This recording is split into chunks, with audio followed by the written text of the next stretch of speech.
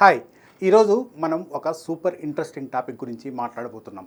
జపాన్లో famous manga artist రో తత్సుకి గురించి మీరు ఎప్పుడైనా విన్నారా? ఆమె ఇటీవల ఒక సెన్సేషనల్ వార్నింగ్ ఇచ్చింది. ఈ ఏడాది జూలైలో జపాన్లో భారీ సునామీ వస్తుందని, అది 2011లో వచ్చిన సునామీ కంటే భయంకరంగా ఉంటుందని హెచ్చరించింది. ఇది ఇప్పుడు సోషల్ మీడియాలో వైరల్ అవుతోంది. నిజంగా ఈ సునామీ వస్తుందా? గతంలో రో తత్సుకి చెప్పినవి ఏమైనా నిజమయ్యాయా? ఇలాంటి భవిష్యవాణులను నమ్మొచ్చా? లాంటి అనేక ప్రశ్నలకు ఈ వీడియోలో సమాధానాలను చూద్దాం.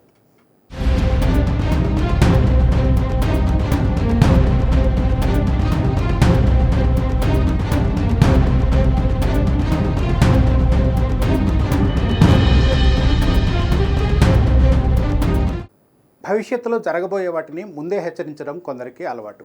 వీరబ్రహ్మేంద్ర స్వామి కాలజ్ఞానం గురించి మనకు తెలుసు. అలాగే నోస్ట్రడామస్, బాబా వాంగా గురించి కూడా మనం విన్నాం. వీళ్ళలాగే జపాన్లో రో తత్సుకి చాలా ఫేమస్. రో తత్సుకి జపాన్లో చాలా ఫేమస్ మాంగా ఆర్టిస్ట్. మాంగా అంటే జపాన్లో కామిక్ బుక్స్ లాంటివన్నమాట. ఆమె రాసే కథలు, గీసే పిక్చర్స్కు ప్రపంచవ్యాప్తంగా కోట్లాది మంది అభిమానులు ఉన్నారు.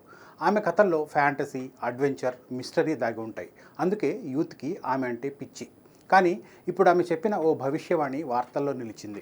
జూలైలో భారీ సునామీ రాబోతుందంటూ ఆమె చేసిన హెచ్చరిక జపాన్లోనే కాదు, ప్రపంచవ్యాప్తంగా టెన్షన్ పుట్టిస్తుంది. కొందరు ఆమెను జపాన్ బాబా వాంగా అని కూడా పిలుస్తూ ఉంటారు. అసలు తత్సుకి రాబోయే సునామీ గురించి ఏం చెప్పారు? జనం ఎందుకింత భయపడిపోతున్నారు? ఈ ఏడాది జూలైలో జపాన్ని ఒక భారీ సునామీ తాకుతుందని తత్సుకి ప్రకటించింది. తనకు ఈ మేరకు కల వచ్చిందని తెలిపింది. దీన్నే దివ్యదృష్టిగా భావిస్తారు. 2011లో వచ్చిన సునామీ కంటే చాలా డేంజరస్ అని ఆమె చెప్పింది. జపాన్ తీర ప్రాంతాలను పూర్తిగా నాశనం చేస్తుందని హెచ్చరించింది. అంతేకాదు, ప్రపంచ చరిత్రలోనే రాబోయేది అతి భయంకరమైన సునామీ అని తత్సుకి చెప్పింది. దీంతో జనం బెంబేలెత్తిపోతున్నారు.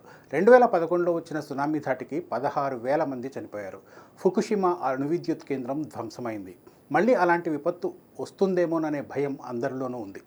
గతంలో కూడా తత్సుకి ఇలాంటి హెచ్చరికలు కొన్ని చేశారు. వాటిలో కొన్ని నిజం కావడంతో అందరూ ఆమె భవిష్యవాణులను నమ్ముతున్నారు. అందుకే ఈ సునామీ వార్నింగ్ను సీరియస్గా తీసుకుంటున్నారు. రో తత్సుకి గతంలో కూడా కొన్ని భవిష్యవాణులు చెప్పారు. 2011లో జపాన్ను సునామీ అతలాకుతలం చేసింది. దీని గురించి తత్సుకి ముందే చెప్పిందని ఆమె అభిమానులు గుర్తు చేస్తున్నారు. అంతేకాదు, కోవిడ్-19 మహమ్మారిని కూడా ఆమె ముందే అంచనా వేసినట్లు చెప్తూ ఉన్నారు. ప్రపంచాన్ని ఒక పెద్ద విపత్తు కమ్మేస్తుంది అని ఆమె చెప్పినట్లు కొన్ని ఆధారాలను చూపిస్తున్నారు. కొన్ని దేశాల్లో రాజకీయ సంక్షోభాలు తలెత్తుతాయని, వాటి వల్ల అల్లకల్లోలం జరుగుతుందని ఆమె హెచ్చరించారు. ఇప్పుడు ప్రపంచవ్యాప్తంగా పలు దేశాల్లో అశాంతి రేగడంతో తత్సుకి ఈ విషయం ముందే చెప్పిందని కొందరు ప్రమోట్ చేస్తున్నారు.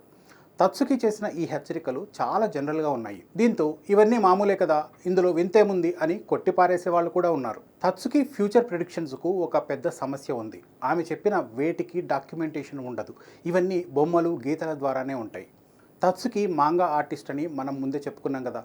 ఆమె తన భవిష్యత్ అంచనాలను ఇలాంటి చిత్రాల ద్వారా వెల్లడిస్తూ ఉంటారని ఆమె అభిమానులు చెప్తూ ఉంటారు. వాటిని సోషల్ మీడియాలో పోస్టులు, న్యూస్ ఆర్టికల్స్ ద్వారా సర్క్యులేట్ చేస్తూ ఉంటారు. వాటిలో ఏవైనా జరిగితే ఇది ఆమె ముందే చెప్పింది అని జనం కనెక్ట్ చేసేస్తూ ఉంటారు. వాస్తవానికి జపాన్లో భూకంపాలు, సునామీలు చాలా తరచుగా వస్తూ ఉంటాయి. పెద్ద విపత్తు వస్తుందని ఆమె చెప్పింది. నిజంగా రేపు జూలైలో ఇలాంటి విపత్తు ఏదైనా సంభవిస్తే ఆమె ముందే చెప్పింది అని జనం నమ్మేస్తూ ఉంటారు. అయితే తత్సుకి హెచ్చరికలను జనం అంత ఈజీగా కొట్టిపారేయట్లేదు. నిజంగానే జపాన్ తీర ప్రాంత ప్రజలు వణికిపోతూ ఉన్నారు. ఇందుకు అనేక కారణాలు కూడా ఉన్నాయి. Japan భూకంపాలకు, సునామీలకు hotspot. 2004లో ఇండోనేషియాలో వచ్చిన సునామీ, 2011లో జపాన్లో వచ్చిన సునామీ లాంటి వాటిని జనం ఇంకా మర్చిపోలేదు. 2011 సునామీ ధాటికి లక్షల కోట్ల నష్టం జరిగింది. జపాన్లో షింటో, బౌద్ధ మతం లాంటి ఆధ్యాత్మిక నమ్మకాలు చాలా ఎక్కువ. కళలు, దివ్య దృష్టి లాంటి వాటిని కొందరు సీరియస్గా తీసుకుంటారు. అందుకే తత్సుకి కళలో చూసిన హెచ్చరికను కొందరు బలంగా నమ్ముతూ ఉన్నారు. తత్సుకి ఇప్పటికే ఫేమస్ మాంగా ఆర్టిస్ట్ కాబట్టి ఆమె మాటకు వెయిట్ ఎక్కువ.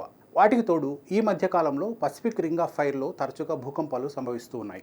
ఈ మధ్యకాలంలో కోవిడ్-19, వాతావరణ మార్పులు, రాజకీయ సంక్షోభాలు లాంటివి ప్రపంచాన్ని కుదిపేస్తున్నాయి. ఇలాంటి టైంలో జనం సహజంగానే ఇలాంటి భవిష్యవాణులను ఎక్కువగా నమ్ముతూ ఉంటారు. తత్సుకిని కొందరు జపాన్ బాబా వాంగా అని పిలుస్తూ ఉన్నారు. కొన్ని సందర్భాల్లో బాబా వాంగా చెప్పినవి నిజం కాలేదేమో కానీ తత్సుకి చెప్పినవి మాత్రం నిజమయ్యాయని జపాన్ వాసులు నమ్ముతూ ఉన్నారు. బాబా వాంగా ఎవరో మనకు తెలుసు. ఆమె బల్గేరియాకు చెందిన ఫేమస్ భవిష్యవక్త. 9/11 దాడులు, ఐసిస్ ఉగ్రవాదం, వాతావరణ మార్పులు లాంటి వాటిని ఆమె ముందే చెప్పిందని జనం నమ్ముతారు. ఆమె కూడా తన కళల ద్వారా భవిష్యత్తును చూస్తానని చెప్పుకుంటుంది. తత్సుకి కూడా అంతే. అయితే బాబా వాంగా భవిష్యవాణులు చాలా అస్పష్టంగా ఉండేవి. ఉదాహరణకు 9/11 గురించి ఆమె attack of the steel birds అని చెప్పారు. అంటే ఉక్కు పక్షుల దాడి అని అర్థం. ఇక్కడ ఉక్కు పక్షులు అంటే విమానాలు అని మనం అర్థం చేసుకోవాలి. ఇంకో ఫేమస్ భవిష్యవక్త నోస్ట్రడామస్ గురించి మనం విన్నాం. ఈయన ఫ్రాన్స్కు చెందిన వ్యక్తి. 16వ శతాబ్దంలోనే ఆయన ఫ్రెంచ్ విప్లవం, రెండో ప్రపంచ యుద్ధం వంటి వాటి గురించి చెప్పాడని అంటారు. కానీ అతని రాతలు కూడా చాలా అస్పష్టంగా ఉండేవి. కానీ తత్సుకి అలా కాదు. బాబా వాంగా నోస్ట్రడామస్ లాగా కాకుండా తత్సుకి అంచనాలు కాస్త నిర్దిష్టంగా ఉంటాయి. ఆమె జూలై 2025 అని స్పెసిఫిక్గా చెప్పింది. ప్రపంచంలో చాలామంది ఈ భవిష్యవాణులపై భిన్నాభిప్రాయాలు కలిగి ఉన్నారు. కొంతమంది వీటిని బలంగా నమ్ముతూ ఉంటారు, మరికొంతమంది వీటిని కొట్టిపారేస్తూ ఉంటారు. జూలైలో సునామీ వస్తుందని సైంటిఫిక్గా ఇప్పటికైతే ఎవ్వరూ నిర్ధారించలేదు.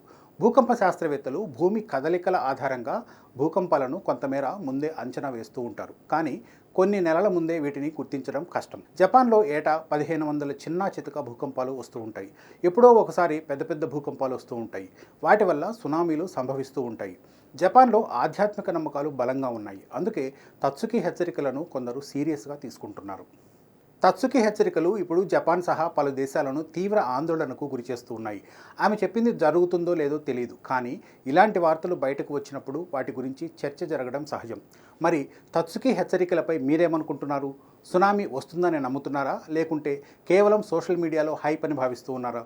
కామెంట్స్లో మీ ఒపీనియన్ను తప్పకుండా షేర్ చేయండి. మరో అంశంతో మళ్ళీ కలుద్దాం. Thank you.